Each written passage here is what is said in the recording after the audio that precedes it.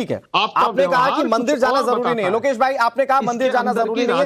एक छोटी सी बात मुझे बता दीजिए, फिर मैं दूसरे मेहमानों के पास जा रहा हूं। मैं आ रहा हूं इसके बाद मनीष जी। एक छोटी सी बात लोकेश भाई मुझे बताइए कि चलिए आप कह रहे हैं मंदिर जाना जरूरी नहीं है, प्रधानमंत्री ने आह्वान किया जहां पर भी हैं आप दिए जलाइए, आप इस सेलिब्रेशन में शामिल हुई और इसमें अनन्य राम भक्त भी शामिल है जो ऐसा करेंगे।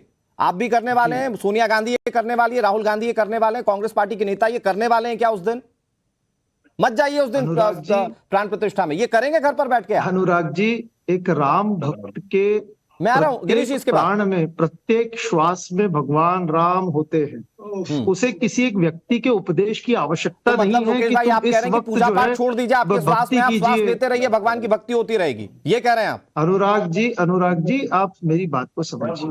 यहाँ पर आदरणीय आप लोकेश भाई, आप अच्छे प्रवक्ता हैं और इसीलिए आप जानते हैं कि बातों को घुमाना कैसे, इसीलिए मैं आपको टू द पॉइंट लेकर आ रहा हूं। सुनिए, मैं भी टू द पॉइंट बात कर रहा हूं अनुराग जी। हाँ, एक व्यक्ति को, एक भक्त को, आपको एक बहुत अच्छा प्रसंग है एक किसान और नारद मुनि के बारे में। एक नारद मुनि ने भगवान नारायण के सामने जाकर कहा कि मैं आपका सबसे बड़ा भक्त। मैं आ रहा हूं मनीष जी, आ रहा हूं। भगवान नारायण ने उसे एक तेल का टीपा दे दिया, कहा ब्रह्मांड में घूमकर आ जाओ।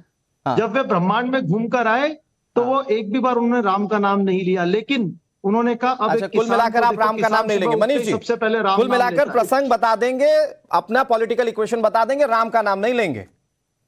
देखिए अनुराग जी, तमाम राजनीतिक डिबेट्स में मैं इतना उतावला नहीं होता, लेकिन जब सपा और कांग्रेस राम की भक्ति, वेद, पुराण इसकी चर्चा करती है तो मुझे याद आता है कि त्रेता युग में एक कालनेमी था और ये सपा और कांग्रेस के रूप में अनेकों कालनेमी रोज बैठ रहे हैं और ये तमाम प्रकार के प्रश्न चिन्ह।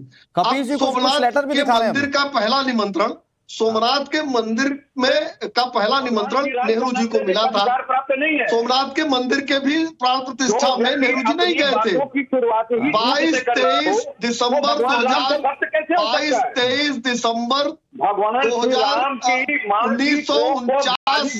प्रभु राम प्रकट हुए, बनाने वाले नेहरू जी हो, चाहे इंदिरा गांधी हो, चाहे राजीव गांधी हो, आप मुझे बता दीजिए प्रभु किस तरीके से राम भक्त हैं? राहुल गांधी हो, आप माता कौशल्या की को संजय लिटाल से गाली दिलाते हैं दर्शन और केवल संजय लिटाल जी को मंत्री बनाते हैं। और अनुराग जी, आप भगवान राम को वो सिंगेरी सिंह के पुत्र थे। पहले तो मनीष भाई ये डिसाइड करें ये जो कौन किसका पुत्र था। अगर वो संजय जिन्होंने मंत्री बना के रखा, इसके मतलब उनकी बात मानिए। ये तो भगवान की राम के पुत्र पे सवाल खड़ा करने वाले रामद्रोही है। ठीक है, आपके हिसाब से वो रामद्रोही है, उनके हिसाब से आप रामद्रोही हैं। वो तो कह रहे हैं कि आपको तो बोलना तक नहीं चाहिए। मनीष जी सिर्फ 10 सेकंड में कंक्लूड कर लीजिए, मैं गिरीश जी के पास जाऊं, सिर्फ 10 सेकंड में बिना इंटरप्शन के। कहना चाहता हूं जी कि ये जो कालनेमी के रूप में तमाम सपा और कांग्रेस के नेता बैठकर राम मंदिर के प्राण प्रतिष्ठा पर विघ्न डालने का प्रयास कर रहे हैं, तमाम सवाल खड़ा कर रहे हैं। गिरीश जी कुछ